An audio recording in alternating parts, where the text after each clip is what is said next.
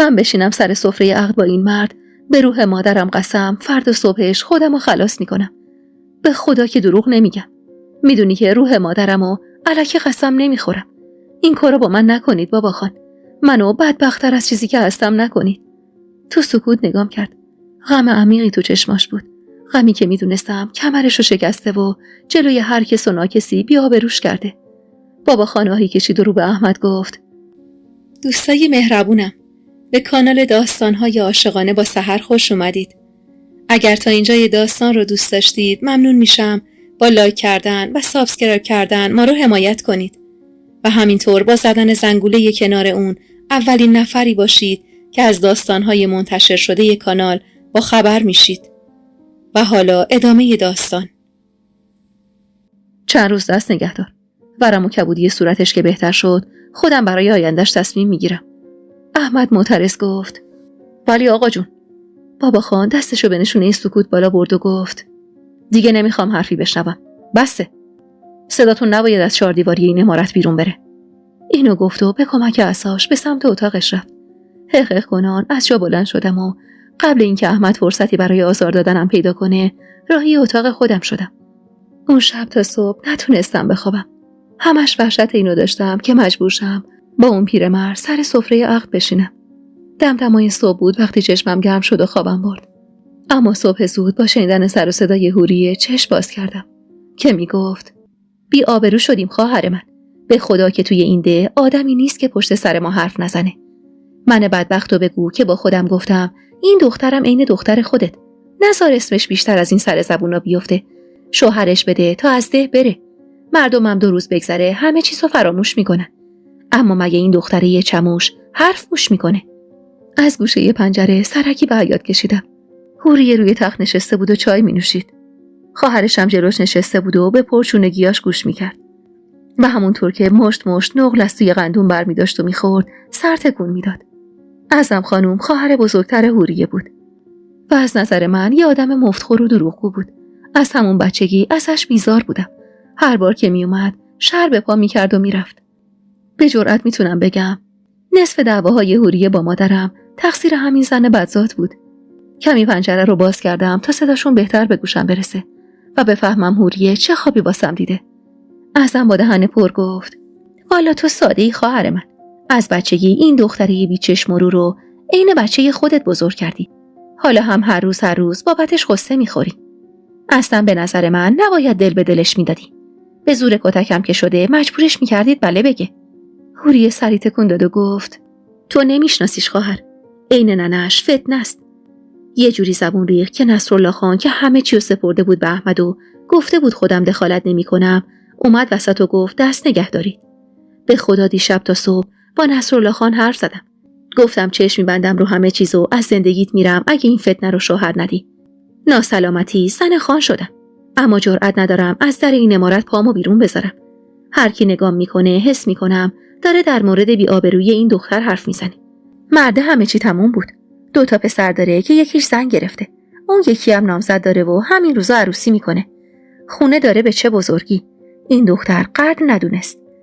والا با این شرایطی که داره این خواستگار از دستش بره، دیگه کدوم خواستگاری میاد که اینطور دستش به دهنش برسه و اینو با همین حال و روز قبول کنه.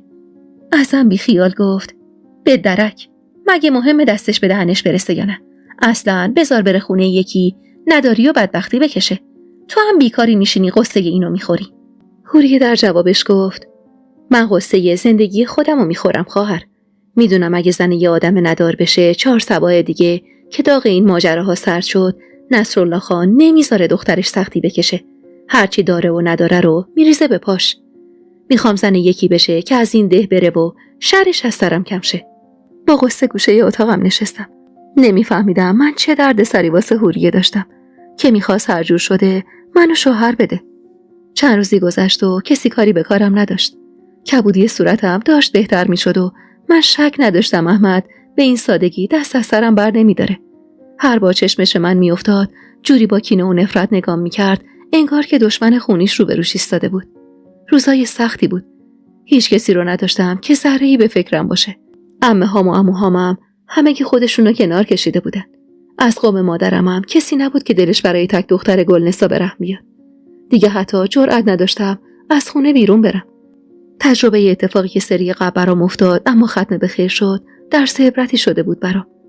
و هرچند حس می‌کردم دیوارای این عمارت دارن به هم فشار میارن، اما جرئت نداشتم پامو از در اون عمارت بیرون بذارم. یادم تازه دوران ماهانم تموم شده بود و داشتم لباسای کثیفمو جمع می‌کردم که اختر با یه لیوان شربت وارد اتاقم شد. چشمش که به لباسام افتاد گفت: اینا رو بده، من برات میشورم خانم. مچ دستتون هنوز درد میکنه. راست میگفت. کبودی مچ دستم هنوز خوب نشده بود و دردش انگار تمامی نداشت. هرچند از اختر دل خوشی نداشتم، اما تو اون روزا که هیچ هم صحبتی نداشتم، اختر تنها کسی بود که رفتارش با هم اینه گذشته بود. مخالفتی با حرفش نکردم. اختر لباسا رو جمع کرد و گفت: میخواید امروز بریم گرمابه؟ خیلی وقت نرفتید. راست میگفت. خیلی وقت بود که برای حمام کردنم از خونه بیرون نرفته بودم و توی همون حمام کوچیکی که بابا خانم دستور داده بود گوشه ی حیاط عمارت برامون بسازن، همونجا به حمام میرفتم. اما اونجا کجا و گرمابه ده کجا؟ اما خب بابا خانم بهم اجازه نمیداد برم بیرون. بعدشم خودم دیگه جرئت نداشتم ازش بخوام که برم بیرون. اما تو این مدت این حمام کردنا اصلا به دلم نمیشست. موهای پر و بلندی داشتم و شستنش توی حمام کوچیک خونه کار خیلی سختی بود. اختر که اینو گفت وسوسه شدم و گفتم: شاید بابا خانم اجازه ندن. که گفت: حوریه خانوم خودش گفت برید گرمابه یه حموم درست و حسابی بکنید. نگران نباشید، منم همراهتون میام. دو دل بودم که قبول کنم یا نه. اول گفتم نه، اما اختر گفت سر ظهر میریم که هیچ کس هم نباشه و نمیذارم کسی اذیتت کنه. و کلی حرف زد تا قانع شدم باهاش برم. حوریه هم گفته بود بهتره بره گرمابه که آخر همین ماه جشن عقدکنون رو به راه بندازیم. احمدم کلی سفارش کرده بود به اختر که چشم ازش بر نمیداری که فردا روز دوباره نتونن 4 تا حرف دیگه پشت سرمون بزنن. همراه اختر به سمت گرمابه رفتیم. خیلی وقت بود دیگه باهاش حرف نمیزدم. حس خوبی نسبت بهش نداشتم. گاهی جوری بهم خیره میشد انگار که میخواست بلایی سرم بیاره. بعضی وقتا هم جوری با محبت با هم رفتار میکرد که با خودم میگفتم خیالاتی شدی سری. این زن بیچاره آخه چرا باید به تو آسیب برسونه؟ مخصوصا که اختر کس و کار خاصی نداشت و خیلی سال بود توی خونه ما کار میکرد. یعنی از وقتی خودم رو شناخته بودم اختر توی عمارت ما بود و کارای مطبخ همه با اون بود. یه بار داستان زندگیشو واسم گفته بود. دختر آخر خونه بوده و چون خواهرش از خودش قشنگتر بودن هیچ وقت خواستگاری نداشته. و بعدها که سن ازدواجش گذشته بود و پدر و مادرش هم فوت شدن، ترجیح داده بود به جای نوکریه بیجیره و مواجه برای خواهر و برادراش بیاد و توی عمارت اربابی کار کنه، بلکه برای آیندهش پولی پس‌انداز کنه تا سر پیری سربار این و اون نباشه. وارد گرمابه که شدیم فقط 3 نفر داخل بودن. 3 تا زن مسن بودن که زیادم نمیشناختمشون، اما اونا انگار خیلی خوب منو میشناختن. یکی از زنها با دیدنم پشت چشمی نازک کرد و جوری که صداش به گوشم برسه گفت: پناه بر خدا، دوره آخر الزمان شده. من جاش بودم محال بود پامو از خونه بیرون بذارم. زن دومم نیشخندی زد و ادامه داد: پشتش گرم خواهر، دور از جون اگه دخترای ما بودن مگه جرئت میکردن نفس بکشن.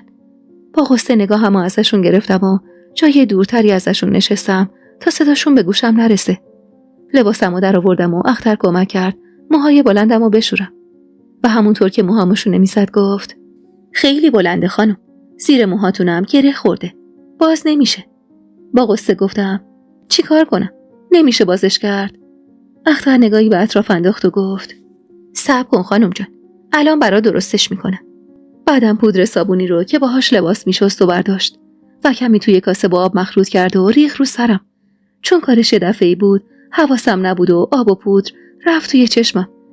از شدت سوزش چشمم باز نمیشد. غرغر کنان گفتم: چی کار کردی اختر؟ همه رو ریختی تو چشمم که. اختر تون معذرت خواهی کرد و مشغول شونه کردن موهام شد. اونقدر دست کشیده بودم تو چشمم که سوزش چشمم لحظه به لحظه بدتر میشد. کلافه از سوزش چشمام و کشیده شدن موهام دستم رو روی سرم گذاشتم و گفتم: بس اختر، ول کن، کچلم کردی. چشمم داره آتیش میگیره. یکم آب خنک بیار بزنم به صورتم. اختر چشم میگفت و سری کاسه آب خنک داد دستم. چشمامو که باهاش شستم یکم سوزشش بهتر شد. که اختر لیوان شربتی به دستم داد و گفت: ببخشید خانم، اما دیدید که الان گره موهاتون باز شد. با تعجب گفتم: این لیوان شربت از کجا اومد؟ احساس کردم یکم دستپاچه شد. نگاهش رو ازم گرفت و همونطور که سعی می‌کرد آب موهامو بگیره گفت: شما حواست نبود خانم. چشمات داشت میسوخت. 2 تا از زنای روستا ناز داشتن انگار. اومدن پخش کردن و رفتن. بخورید خانم. شربت خنک تو این حموم گرم میچسبه. ابروی بالا انداختم و یه نفس شربت رو خوردم. لیوانو گوشه‌ای گذاشتم و گفتم: دستشون درد نکنه. نازشون قبول باشه. واقعا تشنم بود و بهم چسبید. اما احساس کردم شربتی که خوردم کمی به تلخی میزد. اختر تون موهامو جمع کرد و گفت: تا شما یه آبی رو خودتون میریزید، منم وسایل رو جمع میکنم که بریم. حوریه خانومو که میشناسید. دیر کنیم باید غرغراشو تحمل کنیم. باشه گفتم و تا اختر وسایل رو جمع میکرد، سری بدنمو شستم و لباسمو پوشیدم. از در گرمابه که بیرون زدیم، اختر با حسرت گفت: خیلی وقت بچه‌های برادرمو ندیدم. میای یه سر تا در خونه‌شون بریم، من یه نگاهی بهشون بندازم. میدونید که تو این ده از دار دنیا همین یه برادر رو دارم. خواهرام هم که از اینجا رفتن.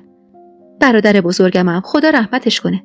بعد فوتش زنش شوهر کرد و از این ده رفت. منم و این یه دونه برادر که اونم صدقه سر زنش سال به سال نمیتونم ببینمش. اخ میکردم و گفتم: نه من نمیام. هم حوصله حرف و نگاه خیره زن برادرتو ندارم، هم دیر میشه. حوریه 1000 جور حرف بارم میکنه. منو برسون امارت، بعدش هر جا خواستی برو. چشم خانم. پس لااقل از سمت خونه اونا بریم. من مطمئنشم که خونه هستن، شما رو میرسونم، بعد برمیگردم. از سر اجبار باشه گفتم و دنبالش راه افتادم. سردرد بدی داشتم و حس میکردم سرم به شدت سنگین شده. چشمام میسوخت و توان باز نگه داشتنشون رو نداشتم. چنگی به بازوی اختر زدم و گفتم: سرم سنگین اختر. چشمام میسوزه. اختر دستپاچه گفت: طوری نیست خانم جان. واسه خاطر صابونی که رفت تو چشمتون. نترسید. یکم بگذره خوب میشید.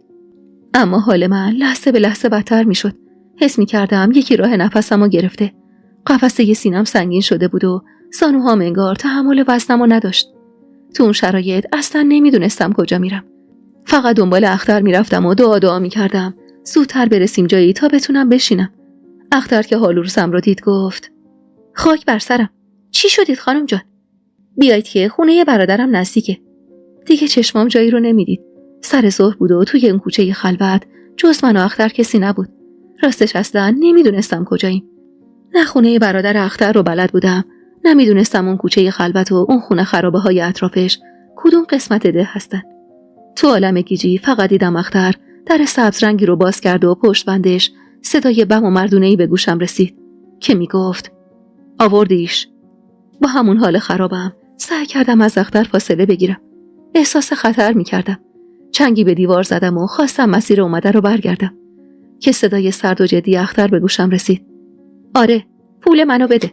همین الان باید از اینجا برم. دیگه نمیتونم دروغ سرهم کنم. تا اینجاشم شانس آوردم گیر نیافتادم. و اون مردم با صدا خندید و گفت: نترس، دهنشو میبندم. لازم نیست فرار کنی. همه چیز تیره و تار بود.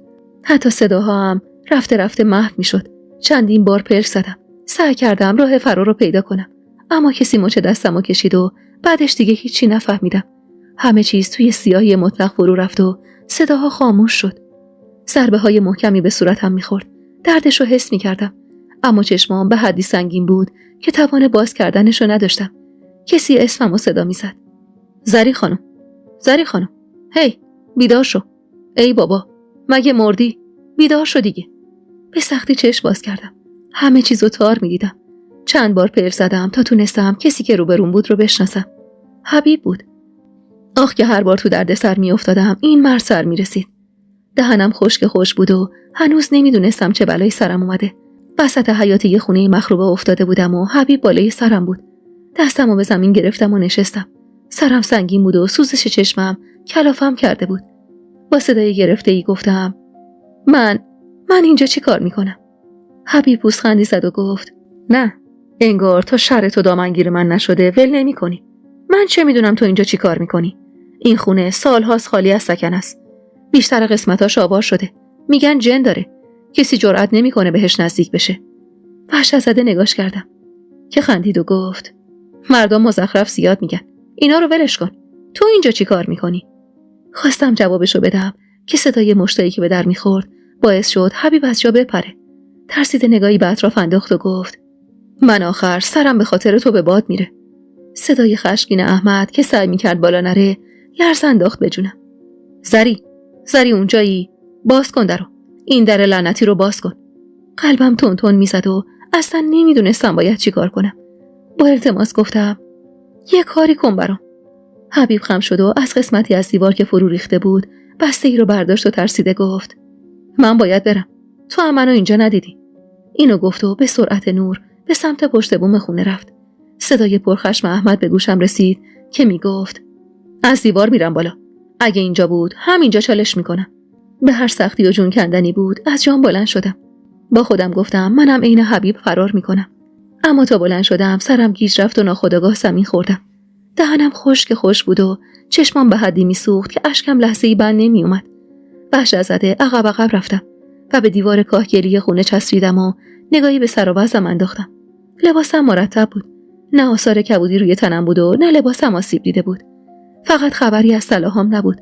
4 تا علنگو، گوشوارم، گردنبند خودم و گردنبند مادرم. خودم و دلداری دادم که به درک همین که بلایی سر خودم نیاوردن جای شکر داره. نمیفهمیدم هدف اختر از کشوندن من به اون خونه چی بوده. اما هرچی که بود انگار موفق نشده بودم بلایی سرم بیارن. به نظر نمی اومد هدفشون بردن طلاهام باشه، چون برای دزدیدن طلاها نیازی نبود منو تا اون خونه خرابه بکشونن. صدای پاهایی که به زمین خورد وحشتمو چند برابر کرد. طولی نکشید که احمد و محمود وارد حیاط شدن. ترسیده دستمو به دیوار گرفتم و خواستم حرفی بزنم که احمد به سمتم حمله ور شد و لگد اول رو مستقیم به صورتم زد. جیغی از درد کشیدم و دستمو روی صورتم گذاشتم. خون از دماغ و دهنم سرازیر شد. لگد بعدی به آرنجم خورد. محمود سری جلو اومد و احمد عقب کشید. چیکار میکنی؟ صداش به گوش مردم برسه همه چی بدتر میشه. احمد توف انداخت جلوی پامو با خشم گفت توفهت، خاک بر سرت. چطور اینقدر بی‌شرم و حیا شدی؟ تو خجالت نمیکشی؟ رفته بودی گرمابه یا لکاتگری؟ با گریه گفتم من کاری نکردم به خدا. اختر، همش تقصیر اختر بود. چنگی به موهام زد و با خشم و صدایی که سعی میکرد بالا نره گفت خفه شو زری. خفه شو وگرنه از هستی ساقطت میکنم. وسط همین حیاط چالت میکنم. هیچ کسم جرئت نداره بگه چرا. محکم حالم داد عقب. سرم به دیوار خورد و دردم چند برابر شد. از شدت گریه نفسم بالا نمیومد. احمد کلافه چرخی تو حیاط متروکه خونه زد و گفت چیکار کنیم؟ این لکه ننگ رو کجا ببریم؟ چطور ببریم که کسی نبینه و نفهمه؟ محمود کمی فکر کرد و گفت تا شب همینجا نگهش می‌داریم. من برمیگردم امارت با آقا جون میگم پیداش کردیم. هوا که تاریک شد بیارش امارت. احمد سری تکون داد و گفت خیلی خوب، تو برو. گریه کنان گفتم داداش تو رو خدا یه دقیقه به حرف من گوش بده. اما حرفم با لگد بعدی که به صورتم خورد نصفه موند. این بار لگدش اونقدر محکم بود که احساس کردم دندونم افتاده تو دهنم. احمد با حالت تهدید انگشتشو به سمتم گرفت و گفت خفه خون بگیر زری و منو از اینی که هستم عصبانی تر نکن. وحشت کرده بودم و تمام بدنم درد میکرد. اما از همه بدتر درد حرفای احمد بود. درد فحشایی که نثارم میکرد. من هرزه نبودم. خراب و فاسد نبودم. تو اون خونه لعنتی با معشوقم قرار نذاشته بودم. من فقط به جرم دختر بودن داشتم ذره ذره نابود میشدم. اونم به دست کسایی که اصلا نمیدونستم کیان. اصلا نمیدونستم چرا دارن با من این کارو میکنن. من تقاص کدوم گناهو داشتم پس میدادم. احمد همونطور که طول و عرض حیاتو طی میکرد گفت همه دروغ میگن، فقط خانوم راست میگه. سر اختر و شیره مالیدی. از تموم زدی بیرون و بهش گفتی میری دیدن دوستت. مجبورش کردی برگرده امارت و خودت هم رفتی دنبال هرزگری. بلافاصله بعدش یه کاغذ انداختن تو امارت که خان کجایی که دخترت با معشوقش خلوت کرده تو بیخبری. توفهت زری، توفهت. میدونی اگه خبر به گوش آقا جون میرسید چی میشد؟ میدونی اگه میفهمید دوباره همچین گویی خوردی سکته میکرد؟ کثافت. ما به دروغ بهش گفتیم تو یه هرزه رفتی خونه دوستت. الان من چطور جواب آقا جونو بدم؟ بگم دختر فاسدش کدوم قبرستونی بوده؟ اینو گفت و دوباره به سمتم حمله ور شد. با اونقدر زد و فحشم داد که آخرش خودش خسته شد و گریش گرفت. تمام تنم میسوخت. اما درد بدنم در برابر درد تهمت و فحشایی که شنیده بودم هیچ بود. همه چیز جوری چیده شده بود تا من حتی لحظه‌ای نتونم از خودم دفاع کنم. احمد با حالی خراب گفت چی کم داشتی زری؟ چی کم داشتی که تیشه به ریشه آبروی ما زدی؟ کم آقا جون بهت بها داده بود؟ چه کم بودی داشتی که افتادی دنبال این جور کارا؟ کون مردکی که باهاش قرار گذاشتی؟ هان فرار کرده. آره، صدای ما رو شنید فرار کرد. اونقدر ضعف داشتم که نمیتونستم لب از لب باز کنم. اما به هر سختی بود گفتم اشتباه میکنی. من و اختر مجبورم کرد یه لیوان شربت بخورم. خودش بهم شربتو داد. من گیج شدم. نفهمیدم کجا. احمد تلخ خندید و گفت تو راست میگی. آره، همه دروغ میگن و تو راست میگی. بعدم ازم فاصله گرفت و دم در روی پله ورودی نشست. منم اونقدر کتک خورده بودم که همونجا روی زمین خوش دراز کشیدم و چشم بستم. با لگدی که برون پام زده شد چشم باز کردم. هوا تاریک بود. برای لحظه ای از دیدن دو نفری که توی تاریکی بالا سرم ایستاده بودن خوف کردم. محمود که فانوس بالا گرفت و چشمم بهش افتاد کمی خیالم راحت شد. درسته در حد مرگ ازشون کتک خورده بودم، اما دلم خوش بود که این دو نفر برادرای من هستن. احمد که دیدک سالعملی نشون نمیدم خم شد و با خشونت بازومو گرفت و منو بالا کشید. چادری پرت کرد تو بغلم و گفت اینو سرت کن. جلوتر از ما با فاصله میری سمت عمارت. یه جوری رو میگیری که هیچ کس نفهمه کی هستی. زری، به ولای علی قسم بخوای بازی در بیاری یا میونه راه فرار کنی، قید همه چیو میزنم و وسط ده دارت میزنم. بی حرف چادر رو روی سرم انداختم و با اشاره محمود جلوتر ازشون قدم برداشتم. اما هنوز 2 قدم ازشون دور نشده بودم که احمد از پشت لگدی به زانون کوبید و گفت بجم، بخوای اینجوری راه بری تا صبح نمیرسیم. گرگم گرفت، اما سعی کردم ندید بگیرم درد شدیدی رو که توی تک تک اعضای بدنم پیچیده بود و قدممو بلندتر بردارم. با هر قدمی که برمی داشتم سیر دلم درد میکرد، اما دلمو خوش میکردم که این درد به خاطر کتکاییه که خوردم. احمد کم لگد نزده بود به کمر و پهلوام. با چادر کل صورتمو پوشونده بودم. 2 زن از کنارم رد شدن و با تعجب نگام کردن. زن اول آهسته گفت این کیه؟ چرا اینجوری رو گرفته؟ زن دوم خیره شد بهم. بیشتر رو گرفتم و ازشون فاصله گرفتم، اما صدای زن دومو شنیدم که گفت پسرای خانو ببین، انگار پشت سر این دخترن. دستمو به دیوار گرفتم و سرعتمو بیشتر کردم. تازه اونجا بود که فهمیدم من اصلا کجا بودم. پشت گرمابه چند خونه خرابه وجود داشت که سالها بود خالی از سکنه بودن. صاحب 2 تا از اون خونه ها پیرمردی بود که سالها قبل فوت کرده بود و هیچ وارثی نداشت. 1-2 بار شنیده بودم که آقا اسدالله وقتی زنده بوده گفته بعد از مرگم این 2 تا خونه رو اجاره بدید و پولش رو برام خیرات کنید. اما بعد از مرگش کسی مسئولیت همچین کاری رو به عهده نگرفته بود و هر 2 خونه به مرور مخروبه شده بودن. گاهی مردم میگفتن خونه ها جن داره. میگفتن نصف شبا از اون خونه صداهای عجیب و غریب میاد. این خونه ها توی ورودی ده قرار داشتن و معمولا کسی گذرش به اونجا نمیافتاد مگه کسی میخواست به سمت شهر بره. در عمارت مثل همیشه باز بود. کلا توی روستا و اون دور زمونه در اغلب خونه ها تو طول روز باز بود. نگاهی به پشت سرم انداختم. محمود اشاره کرد که سری داخل برم. میترسید کسی منو ببینه و به قول خودشون بیشتر آبروشون بره. وارد عمارت که شدم چشمم به اختر افتاد. در کمال وقاحت لب حوض نشسته بود و داشت ظرف میشست. با دیدنش یاد تک تک کارش افتادم. یاد روزی که اون بلا سرم اومد. صبح زودی که هیچ کس جز اختر بیدار نبود. اون بود که نذاشت به بابا خان حرفی بزنم. هر بار دهنم باز کردم تا ماجرا رو بگم گفت هیچی نگو دختر جان. بابا خانت بفهمه اول یه بلایی سر تو میاره، بعدم خودش سکته میکنه. این اختر بود که نذاشته بود من حرفی از حقیقت بزنم. همه چیز زیر سر اون بود. حتی شاید نامه‌ای که به دست وحید دادن یا حتی نامه تهدیدی که به دست من رسید، همه و همه زیر سر اختر بود. اختر که سرشو بالا گرفت با دیدن من هول کرد. حالم بد بود. جای سالم تو بدنم نمونده بود، اما نمیتونستم از گناه اختر بگذرم. من بهش اعتماد کرده بودم. تمام رازامو بهش گفته بودم. اما اون چیکار کرده بود؟ اختر که نگاه خیره منو دید، سری خودشو جمع و جور کرد و نگاهش رو ازم گرفت. دستمو مشت کردم و تمام توانمو جمع کردم. به سمتش حمله بر شدم و تا اختر بخواد از دستم فرار کنه، مشت اولو به سرش کوبیدم. چنگی به موهاش زدم و رو سریشو از سرش کشیدم. و جیغ زدم و گفتم تو نماز میخونی؟ تو مسلمونی؟ کثافت، میکشمت. بی توجه به داد و بیداداش موهاشو میکشیدم و مشتمو به سر و صورتش میزدم. یه دفعه دستی بازومو گرفت و منو محکم عقب کشید. دسته ای از موهای اختر توی دستم مونده بود و از حرص و خشم نفس نفس میزدم. اختر با گریه رو سریشو برداشت و با لحن مظلومانه‌ای که حال منو به هم میزد گفت: بد کردم خانم، بد کردم نخواستم آبروی خانوادتون بره. خوب بود به جای اینکه به برادراتون بگم میرفتم تو ده جار میزدم. خواستم دوباره بهش حمله کنم که احمد با خشم گفت: بتمش سر جات، میخوای همه رو خبر کنی؟ بی توجه به احمد رو به اختر گفتم: الهی تقاصشو جلوی چشم خودم بدی اختر. الهی با حال و روزی بیفتی که مرگ تو از خدا بخوای. دعا میکنم جوری تقاص بدی که مرگ برات پاداش باشه. اختر شروع کرد به گریه کردن و گفت: دست شما درد نکنه خانم. اینه جواب محبتای من.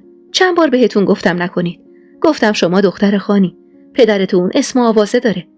عاشق یه پسر شهری شدید و آقا سیاوش رو پس زدید به امید اینکه اون جوان بیاد خواستگاریتون. حالا دیدید نیومده، خواستید به هر روشی خودتون رو بندازید بهش. احمد با بهت منو ول کرد و گفت: چه گویی خوردی اختر؟ تو خبر داشتی این هرزه یکی رو میخواد و خفه خون گرفتی؟ از دروغای اختر دهنم باز مونده بود. جیغ کشیدم و گفتم: دروغ میگه، به روح مادرم قسم دروغ میگه. اما حرفم با تو دهنی محکمی که از احمد خوردم نصفه مون. احمد با تهدید گفت: خفه شو تا تکلیف این ماجرا روشن نشده کلامی حرف نزن که تا اینجاشم خیلی تحملت کردم. در نشیمن باز شد و حوری سراسیمه بیرون اومد و با دیدن ما با عجله جلو اومد و گفت: خدا مرگت بده، الهی بمیری که زندگی نذاشتی واسه ما. باز کدوم گورستونی بودی؟ احمد تشری به مادر ایستاد و گفت: ساکت شو ننه، مار تو آستین داشتی و خبر نداشتی. بعدم رو کرد به اختر و گفت: بنال دیگه، هر چی میدونی بگو. اختر نگاش از من گرفت و تون تون گفت: من کمترین چی کار میتونستم بکنم آقا؟ والا روز اول سری خانم به من گفتن یکی رو میخوان. اون موقع نامزد آقا سیاوش بودن. نمیدونم اون جوون چی داشت که ترجیحش دادن با آقا سیاوش. والا منم ندیدمش تا حالا. فقط گفتن اهل شهره و چند باری واسه تفریح اومده اینجا. گفت دوستم داره، اما میدونم بابا خانم منو بهش نمیده چون خانواده درست و درمونی نداره. وقتی آقا سیاوش رو رد کردن قرار بوده که 2 ماه بعدش این پسره بیاد خواستگاری، اما انگار دبه کرده بود. بعدش یه روز صبح تازه از خواب بیدار شده بودم که دیدم سری خانم داره از بیرون میاد. تعجب کردم، رفتم جلو سوال جوابش کردم. گفت رفته بودم دیدن همون پسری که میخوامش. گفت پسره اطراف ده چادر زده و شب تا صبح با هم بودن. به خدا من کلی نصیحتشون کردم. خانومم دعوام کرد که اگه حرفی از دهنم بپره بیرون کاری میکنن که از اینجا بیرونم بندازید. گفتن خان بابام رو حرف من حرف نمیزنه. کاری نکن آخر عمری بی سرپناه بشی. من بیچاره چه کاری از دستم ساخته بود. ترسیده بودم. گفتم بیام حرفی بزنم نمیتونم ثابتش کنم. تهشم من میشم آدم بده و آخر عمری باید سربار برادرم بشم. واسه همینم ساکت موندم. سر خواستگاری آقا وحیدم خود خانوم راضی نبود. میدونست نمیتونه به راحتی آقا وحید رد کنه. واسه همین همه چیو سپرد به همون پسره که دوستش داشت. اونم شب بعل برون اومد و با آقا وحید گفت این دختر ناموس منه. اصلا زن من به حساب میاد. آقا وحیدم دلخور شد و گذاشت و رفت. سری خانوم همونجا ازشون قول گرفتن که رازشون رو برملا نکنن. تو تموم مدتی که اختر حرف میزد فقط با تعجب بهش نگاه میکردم. احساس میکردم زبونم توی دهنم قفل شده و نمیتونم بچرخونمش. ضربان قلبم بالا رفته بود. از این حجم از وقاحت داشتم شاخ در می آوردم. به هر سختی بود صدای جیغ مانندی از ته گلوم بیرون دادم و گفتم: کثافت، چطور میتونی اینقدر دروغ بگی؟ احمد نگاه پرخشمشو به هم دوخت. افتادم به پاش و نالیدم: داداش دروغ میگه، به روح مادرم داره دروغ میگه. حوریه با خشم موهامو گرفت و مجبورم کرد بایستم و گفت: همون ننتم زن هرزه و خرابی بود، اما خام باورش نمیشد. همون موقعی که من مچشو گرفتم اگه به حرفم گوش میکرد الان تخم و ترکش آبروی ما رو نمیبرد. نگاهم به در نشیمن افتاد. بابا خان با پریشونی دم در ایستاده بود و بدون حرف نگامون میکرد. با التماس گفتم: بابا خان تو رو مرگ زری یه کاری بکن. تو حرفمو باور کن بابا خان. تو میدونی من خطا نکردم. میدونی من گناه نکردم. بابا خان پشتشو بهم کرد. در نشیمنو باز کرد و با صدای گرفته‌ای خطاب به احمد گفت: نمیخوام خبر این رسوایی از این 4 دیواری بیرون بره.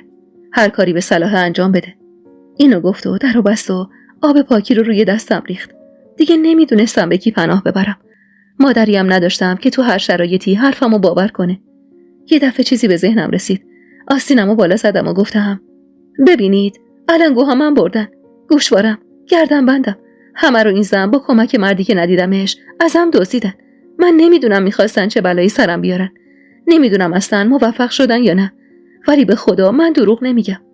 اختر اخ میکرد و گفت از خدا بترسید زری خانم، من کی بهتون بد کردم که این تهمتا رو بهم میزنید؟ کم نصیحتتون کردم؟ خوب بود منم از روز اول آبروتون رو میبردم. من خطا کردم که رازتون رو نگه داشتم و خواستم شما رو از بیراه بیرون بکشم. چطور این داستان رو سر هم میکنید؟ بعدم زد زیر گریه و روی زمین نشست. دو دستشو کوبی تو سرش و ادامه داد ای خاک بر سر اختر، بیا و خوبی کن. من بدبخت این همه سال به این خانواده خدمت کردم، حالا تهمت دزدی باید بشنوم. احمد اشاره‌ای به اختر کرد و گفت خفه خون میگیری اختر، فهمیدی؟ خفه خون میگیری و حرفی از این عمارت بیرون نمیبری، وگرنه از خدا نمیترسم و یه بلایی سرت میارم که تا عمر داری راز نگهدار هرزگریای کسی نشی. فعلا از جلوی چشمم گم شو تا به وقتش به خدمت تو هم برسم. ده یالا. بعدم به سمت من اومد و بازومو گرفت. راستش دیگه جونی برای مقاومت نداشتم. وقتی بابا خان پشتمو خالی کرده بود دیگه امیدی هم نداشتم که کسی حرفمو باور کنه. با خودم گفتم چرا اونقدر خودتو عذاب میدی؟ بالاتر از سیایی که رنگی نیست. تهش به قول احمد زنده زنده وسط همون حیات چارت میکنن.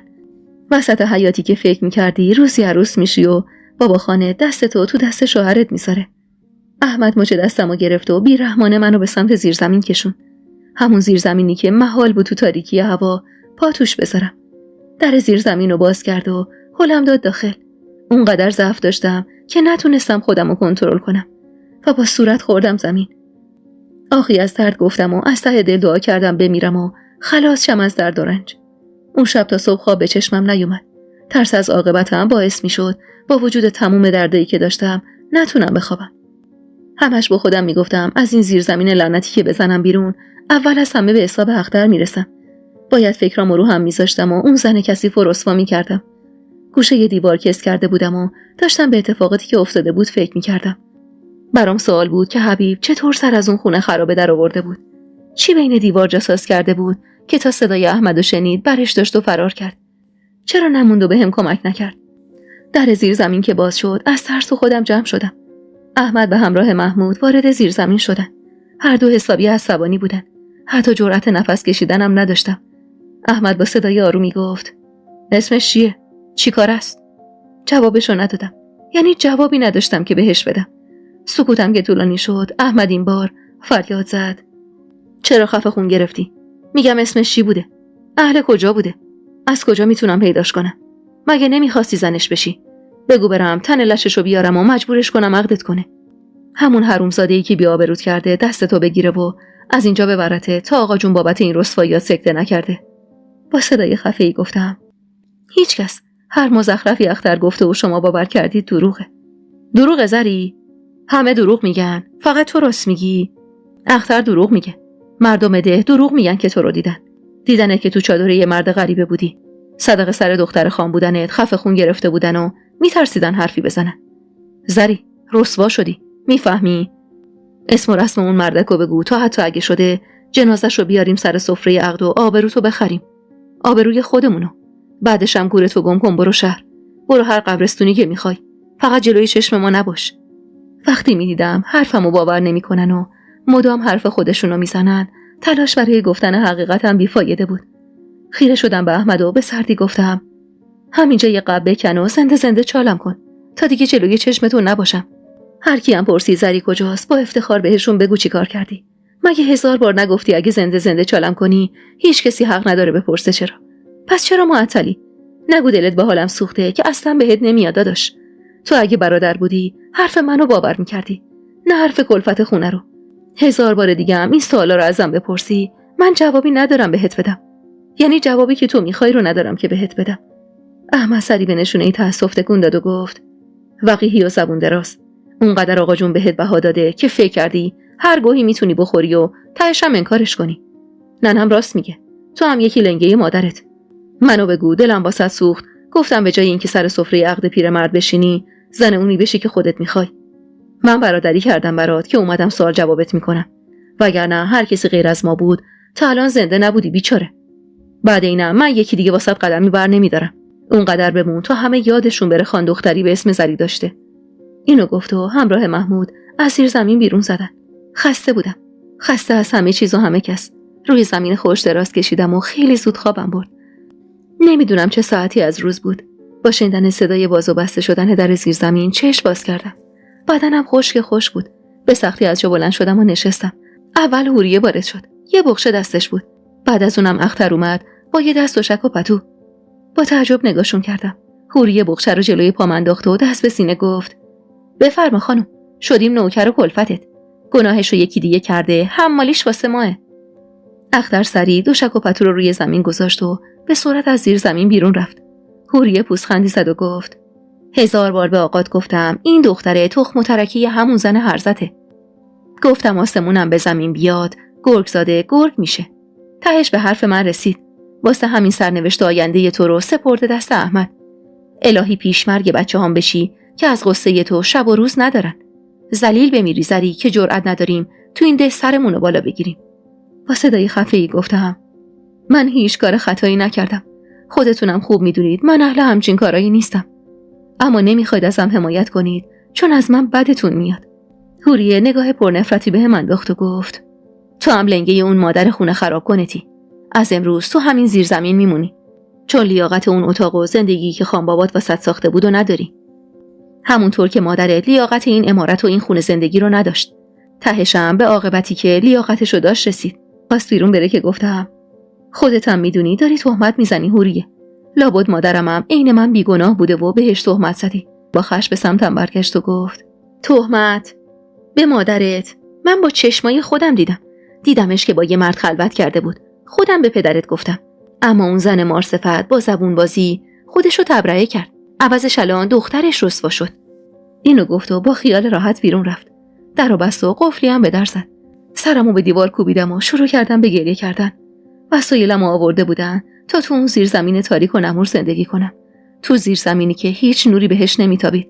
فقط یه فانوس تو زیر زمین بود و میتونستم با استفاده از نورش کمی اطرافمو ببینم. روزا از پی هم میگذشت و هیچ کسی حتی به حرفای من گوش نمیداد. احمد و محمود میگفتن تو دروغ میگی و حوریه میگفت حتی اگرم حرفت راست باشه واسه من اهمیتی نداره. میگفت هرگز به خاطر دختر هوام خودمو به آب آتیش نمیزنم. لابد یه غلطی کردی که پیر و جوون این ده دارن پشت سرت حرف میزنن. وگرنه این همه دختر جوون چرا مردم ده فقط پشت سر تک دختر خان حرف میزنن؟ بابا خانا هم که اصلا نمیدیدم.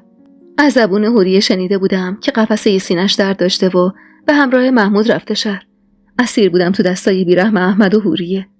غذا ما احمد می آورد و صبح به صبح و شب به شب با همراهی حوریه میرفتم دستشویی. نمیدونستم چه عاقبتی برام در نظر گرفتن. اولش فکر میکردم میخوان منو به عقد همون پیرمرد در بیارن. اما خبری از اون پیرمردم نبود. انگار هنوز تصمیم نگرفته بودم با دختری که تشت رسواییش از روی پشت بوم افتاده بود چیکار کنن. شمارش روزا و هفته ها از دستم خارج شده بود. تو اون زیر زمین تاریک هیچ سرگرمی نداشتم. عین یه زندانی صبح تا شب خیره میشدم به دیوارا و مدام گذشته رو مرور میکردم تا یادم بیاد چه خطایی، چه گناهی کردم که به این حال و روز افتادم. هفته یه بارم اجازه داشتم تو گرمابه کوچیکی که ته حیاط خونه بود خودمو بشورم. یادم حدوداً 1 ماهی از اون ماجرا گذشته بود و من عین زندانیا اسیر بودم تو دست آدمایی که بویی از انسانیت نبرده بودن. میگم حدوداً 1 ماه چون حوریه بهم گفته بود. وگرنه تو تاریکی اون زیر زمین که نمیدونستم کی شبه و کی روز. میدونستم اختر هنوز توی عمارته و بابا خانم از شهر برگشته. اما انگار دلش نمیخواست دخترش رو ببینه. محمود میگفت بابا خان حتی اسم تو هم نمیبره. انگار نه انگار دختری به اسم زری داشته. حوریه میگفت بیا دیدنت که چی بشه، که بیشتر هرس بخوره از آبرویی که یه عمر به سختی جمع کرده و دختر هرزش یه شبه به بادش داده. میگفت خدا رو شکر عروسام از قوم خودمون هستن و میدونن بچه‌های من شیر پاک خوردن، وگرنه با این همه رسوایی حتما نامزدی رو به هم میزدن. حس میکردم بیکس و کارترین آدم روی زمینم.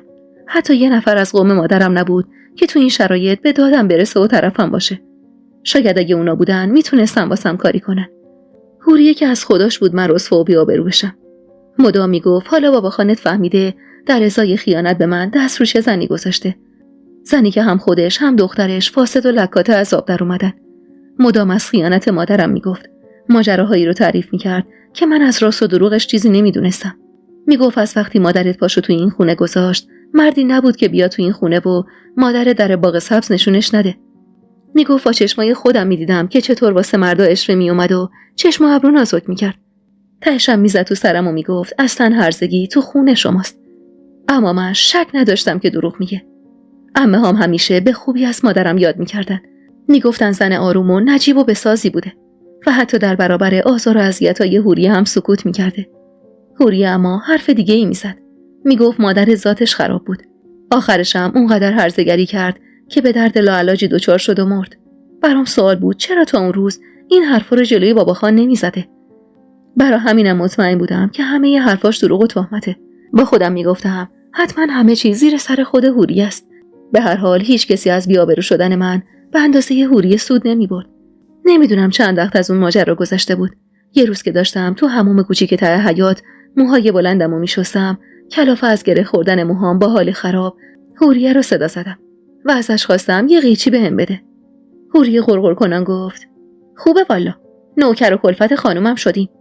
به جای مجازات کردنش خانوم نشسته و به من دستور میده. و بالاخره بعد از 1000 جور فحش و ناسزا گفتن قیچی رو به دستم داد و گفت چه غلطی میخوای بکنی؟ چیه؟ میخوای خودتو خلاص کنی تا ما نفس راحتی بکشیم؟ آخه ارزه اونم نداری بدبخت. پوزخندی زدم و قیچی رو ازش گرفتم. راستش 100 بار به کشتن خودم و خلاص شدنم از درد و رنج فکر کرده بودم، اما جرأتشو نداشتم. با خودم میگفتم این دنیات که جهنم شد، میخوای اون دنیات رو هم جهنم کنی؟ نمیدونم. شایدم هنوز امید داشتم کسی بیاد و منو از اون شرایط نجات بده. قیچی رو برداشتم و موهای بلندی که بابا خانم عاشقش بود و 2 دسته کردم. یادم مادرم که زنده بود موهای بلندمو شونه میزد و 2 دسته میکرد و میبافت. هیچ وقت نمیذاش موهامو کوتاه کنم. خودش با قیچی نوک موهامو مرتب میکرد و همیشه میگفت قشنگی دختر به موهاشه. دستی به موهایی که روزی مادرم اونا رو نوازش کرده بود کشیدم و بعد از کلی کلنجار رفتم با خودم از ته چیدمشون. موهای سیاهم روی زمین میریخت و من گریه میکردم به بخت سیاهم، به روزگار پردردی که انگار سر سازگاری نداشت، به روزای سخت و تلخی که پشت سر گذاشته بودم و روزای سختی که پیش رو داشتم. موهامو نامرتب کوتاه کرده بودم، اما برام مهم نبود. حس میکردم سرم سبک شده. انتظار داشتم غمم هم سبک بشه. با غصه موهامو جمع کردم و سرمو شستم و بیرون رفتم. حوریه با دیدنم جیغ خفه‌ای کشید و گفت خاک بر سرت، این چه کاری بود که کردی؟ دختری احمق، 4 روز دیگه عقد کنونته. اهمیتی به حرفش ندادم. دیگه واسم مهم نبود قراره چی به سر زندگیم بیاد. بدون اینکه منتظر حوریه بمونم به سمت زیرزمین رفتم. اونم مدام نفرینم میکرد که چرا همچین کاری کردی و میگفت کم حرف پشتت میزنن. 4 روز دیگه تو عقد کنونت با این سر و ظاهر بشی که باز اسمت میفته سر زبون مردم. وارد حیاط اصلی که شدم چشمم افتاد به حبیب. اون حواسش به من نبود. سرش با این بود و انگار منتظر کسی بود که داشت با نوک کفشش با سنگریزه های روی زمین ور میرفت.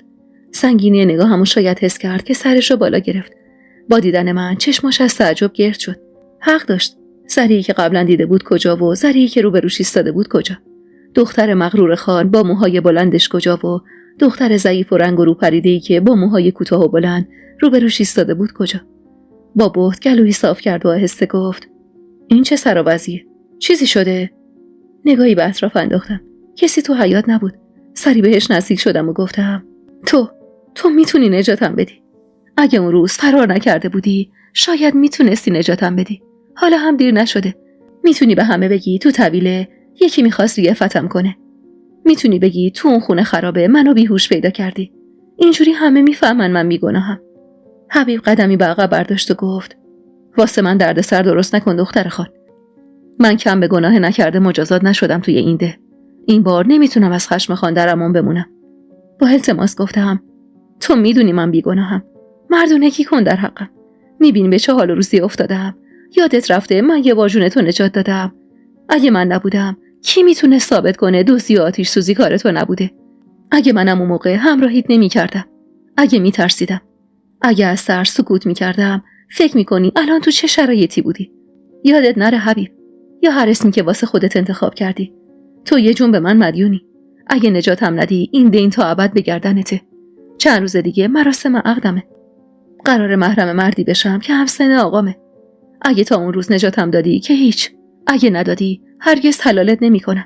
هنوز حرفم تموم نشده بود که صدای قدمایی به گوشم رسید. از ترس دیده شدن سریع عقب رفتم و به سمت زیرزمین دویدم. کمی بعد احمد با قدمایی کوتاه به سمت حبیب اومد. برام سوال بود احمد با این مرد چه صنمی داره. با دقت نگاهشون کردم. حبیب چیزی کف دست احمد گذاشت و احمد بلافاصله اونو تو جیبش گذاشت و چند تا اسکناس کف دست حبیب گذاشت و گفت نمیخوام دیگه اینجا بیای. حرفی هم بشنوم از چشم تو میبینم. حبیب نیشخندی زد و همونطور که پولا رو میشمرد سرشو بالا گرفت و چش تو چش شد با من. با ایما و اشاره التماسش کردم کمکم کنه. با ناراحتی نگام کرد و سرشو پایین انداخت. احمد رد نگاهشو دنبال کرد و با دیدن من اخماش تو هم رفت و گفت ایستادی عین باز چیو نگاه میکنی؟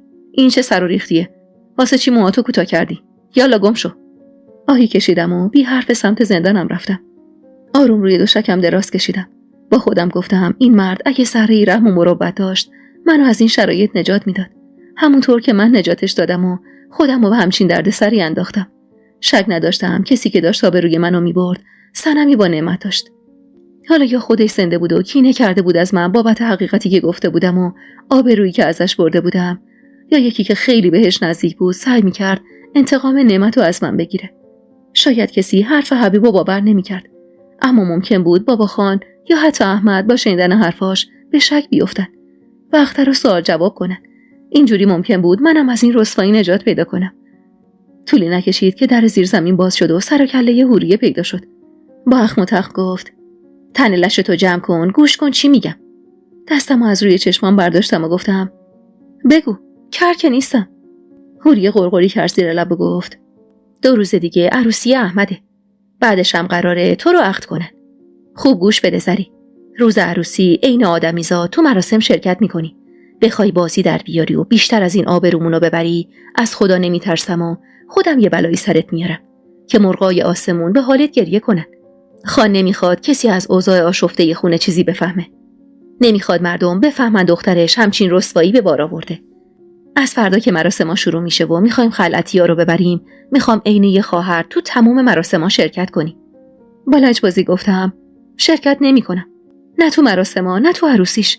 به درک مردم بفهمن. فهمیدن یا نفهمیدن اونا چه دردی ازم دوا میکنه. حوریه همونجور که سر پا ایستاده بود با کف پاش فشاری به ساق پام آورد و با خشم گفت اتفاقا منم از خدام شرکت نکنی و آبرود بیشتر از این بره. اصلا از خدامه اسمت بیفته سر زبون مردم این ده و تا ابد تو همین خونه بمونی تا موهات رنگ دندونات بشه. بدبخت، فکر کردی من خیلی خوشحال میشم که آبروی تو حفظ بشه؟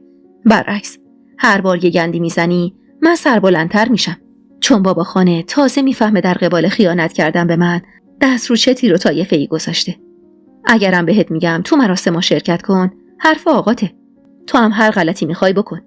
اما اگه صدقه سر کثافتکاریای تو بلایی سر خان بیاد، این بار نمیذارم دست احمد و محمود به هیکل نجست بخوره. این بار خودم تو همین زیرزمین سر به نیستت میکنم. و دوباره لگدی نثارم کرد و گفت فردا صبح زود با خودم میای گرمابه. این بار دیگه نمیذارم با همون بازی کنی. اینو گفت و لباسامو که تازه از بند رخت جمع کرده بود ریخ روی صورتم و بیرون رفت. آهی کشیدم و مشغول تا کردن لباسام شدم و با خودم گفتم از این ستون به اون ستون 100 فرج زری. خدا رو چه دیدی؟ شاید تو مراسم عروسی احمد اتفاقی افتاد که نجات پیدا کردی از این مخمسه. با همین فکر و خیال دل خودم رو خوش کردم. فردای اون روز همراه حوریه رفتم حمام. بماند که کل مسیر بهم سرکوف زد و تحقیرم کرد و به مادرم فحش داد. منم زبونم کوتاه بود و راستش حوصله بحث کردن نداشتم. هر وقت قرار بود حوریه بره گرمابه اونجا رو قرق میکرد و جز خودش و گاهی که اختر رو با خودش میبرد تا کمکش کنه توی شستن کسی اونجا نبود. ناسلامتی زن خان بود و از این موقعیتش همیشه سوء استفاده میکرد. از اینکه هیچ کسی اونجا نبود خوشحال بودم. تون خودم رو شستم. بخار آب که به صورتم میخورد حالم بد میشد. همونطور که داشتم خودم رو میشستم یهو چیزی به ذهنم رسید. از آخرین باری که همراه اختر رفته بودم حمام و غسل کرده بودم دیگه عادت ماهانه نشده بودم. با یه حساب سرانگشتی نزدیک 2 ماه از اون روز میگذشت. سابقه نداشت اونقدر دورم عقب بیفته. دلهره افتاد به جونم. دیگه نفهمیدم چطور لباس پوشیدم و همراه حوریه از گرمابه بیرون زدم. کل ذهنم درگیر بود. همش به دردای زیر دلم فکر میکردم. همون روزی که تو اون خونه خرابه گرفتار شدم، بعدش تا چند روز زیر دلم درد میکرد. اما من خیال میکردم دردش به خاطر کتکایی بود که خورده بودم. اما اون روز لباسم مرتب بود. امکان نداشت کسی بهم دست درازی کرده باشه. فکرم کار نمیکرد. اونقدر گذشته رو مرور کرده بودم که داشتم دیوونه میشدم. حوریه یکی از لباسایی که تو دوره‌ای که نشون کرده یه سیاوش بودم واسم دوخته بود رو گذاشت جلومو غرغر کنان گفت: یالا پاشو اینو تنت کن. نمیخوام حرف و حدیثی تو مراسم پسرم بشنوم. در ضمن 4 قدتم طوری بپوش که موهات اصلا پیدا نباشه. نمیخوام تو مجلس پسرم پچ پچ را بیفته پشت سرت. گیج و منگ بدون بحث لباسو پوشیدم. صدقه سر عروسی احمد برگشته بودم به اتاقم. همونطور که داشتم لباسمو میپوشیدم حوریه گفت: بعد مراسم احمد قرار عقد کنی. داماد گفته من با این سن و سالم دیگه مراسم عروسی نمیخوام بگیرم. پدرت هم گفت چه بهتر. والا حق داره. همچین دختری نبایدم واسش مراسم عروسی گرفت. کم رسوایی به بار آوردی، حالا لباس عروس بپوشی و وسط این حیاط جلوم بدی. واسه عقدم فقط فامیلای نزدیکو دعوت کردیم. اینجوری بهتره. همون شبم میری خونه شوهرت. همزمان با این حرف گلاب پاشو از صندوقچه در آورد و کمی گلاب به پارچه‌های خلعتی پاشید. از بوی گلاب دلم به هم خورد. حس می‌کردم دل و رودم داره میاد تو حلقم. دستمو جلوی دهنم گرفتم و سعی کردم حال بدمو از حوریه مخفی کنم. تون بندای دامنم رو بستم و با حالی خراب گفتم: میرم مسترا. از اتاق که بیرون زدم و هوای آزاد به مشامم خورد، کمی حالم بهتر شد. سرم نبض میزد و از ترس درست بودن فکرایی که تو سرم میپیچید داشتم دیوونه میشدم. چند تا نفس عمیق کشیدم و خواستم برگردم تو اتاق که در نشیمن باز شد و چشمم به بابا خان افتاد. دلم واسش تنگ شده بود. انگار سالهای زیادی بود ندیده بودمش. با چشمای خیس از اشک خیره شدم بهش. بابا خانم خیره نگام کرد. از نبوده حوریه و برادرام استفاده کردم و نزدیکش شدم. تا به خودش بیاد دستشو گرفتم و خم شدم و پشت دستشو بوسیدم. اشکم روی دستش چکید. با غصه سرمو بالا گرفتم. بابا خان با غم عمیقی که توی چشماش نشسته بود نگام میکرد. یادم قبلا هر وقت میخواستم دستشو ببوسم دستشو عقب میکشید و پیشونیمو میبوسید و میگفت: زنده باشی دخترم، تو نور چشممی. اما نگاهشو که ازم گرفت برای 1000مین بار شکستم. گوشه ی لباسشو گرفتم و نالیدم: ازم رو نگیر بابا خان. من جز شما کیو دارم تو این دنیا؟ شما ازم رو بگیری من نابود میشم. الهی من بمیرم و این حال شما رو نبینم. من دختر شما بابا خان. سر سفره حلال شما بزرگ شدم. تو این سالا من کی بهتون دروغ گفتم؟ کی خطا کردم که حالا با حرفا و دروغای کلفت خونه همچین بلایی سرم آوردید؟ یعنی ارزش من از اون زنی که ای دروغو کمتره؟ انگار حرفام دلشو به درد آورد. به سمتم برگشت و با صدای گرفته‌ای گفت: فقط حرف اختر نیست. خیلی دیدنت که با یه غریبه تو چادر بودی. تو چی کار کردی زری؟ با آبروی من چه کار کردی؟ با سماجت گفتم: کی منو دیده؟ هر کی منو دیده بیارید با من روبروش کنید. بابا خان، شما این مردم یاوه‌گو رو نمیشناسید؟ مردمی که منتظرن تا تقی به توقی بخوره و از کاه کوه بسازن. بابا خان، من از هیچ کسی انتظاری ندارم. حوریه از من بیزاره چون من دختر حبوشم. احمد و محمود چشم دیدن منو ندارن چون از اول حوریه با حرفاش اونا رو از من بیزار کرده. اما شما پدر منی. من زیر دست شما بزرگ شدم. به روح مادرم من خطایی نکردم. بابا خان، یادتونه 2 سال قبل وقتی نعمت گم و گور شد و بعدم جنازش به دستتون رسید چقدر تهدیدتون میکردن؟ یادتونه قدغن کرده بودید من از خونه بیرون برم؟ هرچی هست زیر سر هموناییه که نامه میفرستادم واسهتون. اختر باهاشون هم دست بابا خان. منو برد گرمابه. یه لیوان شربت بهم داد و گفت نظریه. بعدم گفت بریم یه سر به برادرم بزنم. همه چیزو برای بابا خان گفتم. حتی بهش گفتم وقتی تو اون خونه خرابه به هوش اومدم حبیب بالای سرم بوده. ماجرای طویله و اون 2 مردو هم بهش گفتم که یکی از اون مردا همون مردی بوده که همراه نعمت طویله رو آتیش زده و مرد دومو اصلا ندیدم. تنها چیزی که برای بابا خان نگفتم ماجرای اون شب و دزدیده شدنم و اون مرد چشم روشن بود. راستش میترسیدم. هیچ شاهدی نداشتم تا راست و دروغ اون ماجرا رو برای بابا خان ثابت کنه. ولی در مورد طویله و اون خونه خرابه حبیب میتونست شهادت بده. نمیخواستم این فرصت رو از دست بدم. وقتی بابا خان داشت به حرفام گوش میکرد باید همه چیزو بهش میگفتم. حرفم که تموم شد بابا خان با حیرت گفت: داری راست میگی دیگه. من ساده از کنار همچین ماجرایی نمیگذرم زری. چطور ممکنه هر بار تو مخمسه افتادی حبیب سر برسه؟ از کجا معلوم خودش تو این ماجراها دخالت نداشته باشه؟ اصلا چطور حرفای تو رو باور کنم؟ جسارت پیدا کردم. از لحن بابا خان مشخص بود داره حرفامو باور میکنه. سری تکون دادم و گفتم به خدا قسم راست میگم بابا خان. به روح مادرم قسم. همون روز میخواستم حقیقتو بگم. اما برادرام نذاشتن حرف بزنم. دوستای مهربونم، اگر تا اینجای داستان رو دوست داشتید ممنون میشم با لایک کردن و سابسکرایب کردن ما رو حمایت کنید و همینطور با زدن زنگوله کنار اون اولین نفری باشید که از داستان‌های منتشر شده کانال با خبر میشید. و حالا ادامه داستان. اخترم خودش رو به کلی بازی زد و نذاشت کسی حرف منو گوش بده.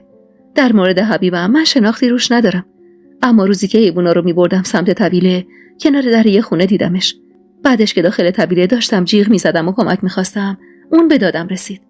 تو اون خونه خرابه هم انگار چیزی جاساز کرده بود، چون تا صدای احمدو شنید یه چیزی از بین دیوار برداشت و فرار کرد. به روح مادرم قسم من دروغ نمیگم. همه این حرفا رو به احمد و محمودم زدم، اما اونا اصلا به حرفای من گوش نکردن.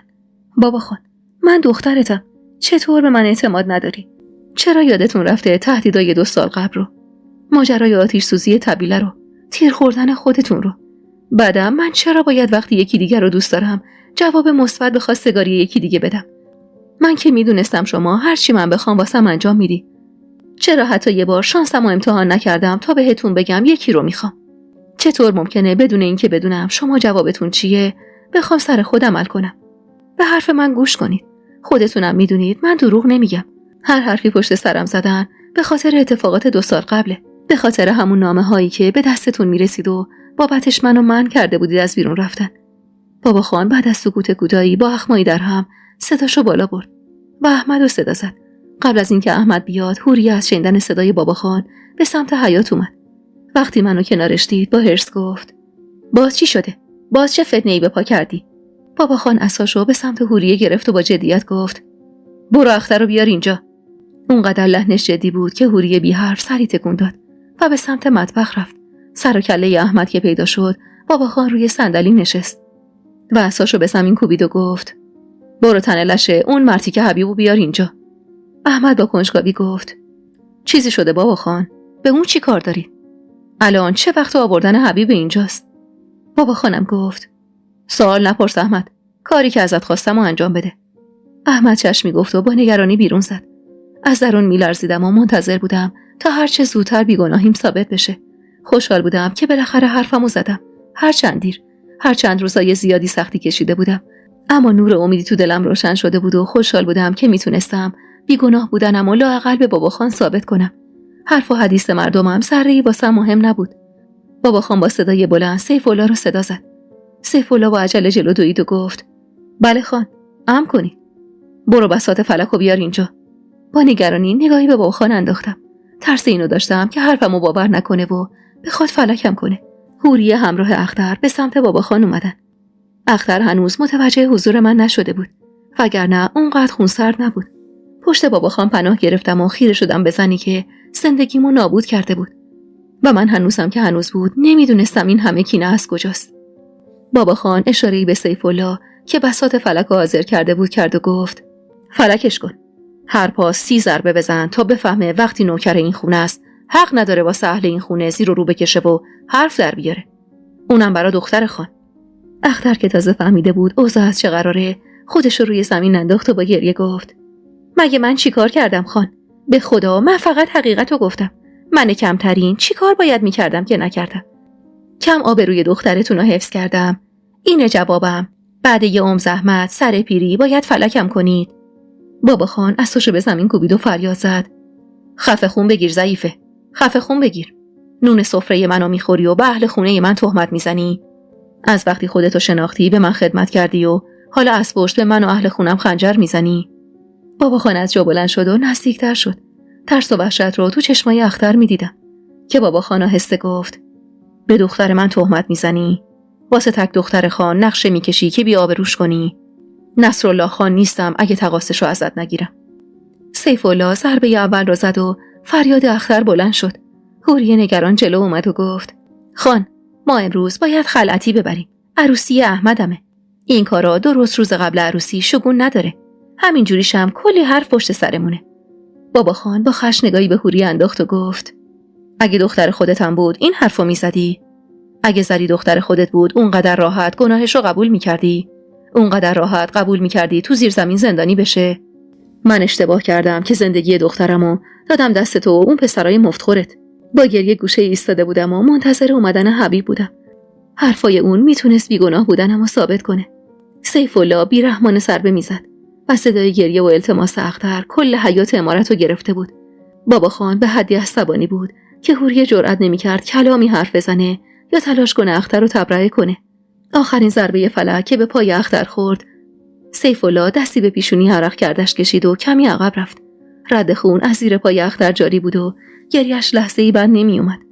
بابا خان از جا بلند شد و گفت: حرف بزن زنی که چرا زری رو بردی تو اون خونه خرابه؟ اونجا کی منتظرتون بود؟ چه بلایی سر زری آوردید؟ اختر حقیق کنان گفت: من حقیقتو همون روز گفتم خان. به کی قسم بخورم که باورتون بشه؟ صدای یا الله احمد که به گوشم رسید سری سرکی کشیدم. احمد و حبیب وارد حیاط شدن. حبیب رنگ به صورت نداشت و مشخص بود حسابی ترسیده. خیره نگاش کردم تا به ایما و اشاره بهش بفهمونم که نیازی نیست نگران باشه و فقط کافیه حقیقتو بگه. اما حبیب حتی سرشو بالا نمی گرفت. با اشاره احمد نزدیک بابا خان شد و همونطور که سرش پایین بود با صدای لرزونی گفت: بفرمایید خان، با من کاری داشتید؟ بابا خان مکسی کرد و گفت: یه سوال ازت میپرسم جوان. میخوام راستشو بهم بگی. حبیب سری گفت: چشم خان، هرچی بپرسید حتما حقیقتو میگم. بابا خان نفس عمیقی کشید و گفت: دختر منو میشناسی؟ زری رو. اشاره‌ای به من کرد که باعث شد حبیب نیم نگاهی بهم بندازه. بله خان، کیه که ندونه خان یه دختر به اسم زری خانم داره؟ بابا خان گفت: زری حرفایی به من زده که لازمه بدونم تو تاییدش میکنی یا نه. چند وقت قبل تو طویله من تو دیدی که 2 نفر سراغ دختر من اومده باشن؟ دیدی و افتادی دنبالشون، درسته؟ بعدم پیداشون نکردی و رفتی. حبیب سکوت کرد. حس میکردم صدای ضربان قلبم رو میشنوم. دستام میلرزید و خیره شده بودم به دهن حبیب تا حرفی بزنه و بیگناه بودنمو اثبات کنه. سکوت حبیب که طولانی شد، بابا خان با خشم گفت: چرا لال شدی جوون؟ حرف بزن دیگه. تو دختر منو تو طویله دیدی؟ تو اون خونه خرابه چی؟ حبیب سرشو بالا گرفت و با صدای خفه‌ای گفت: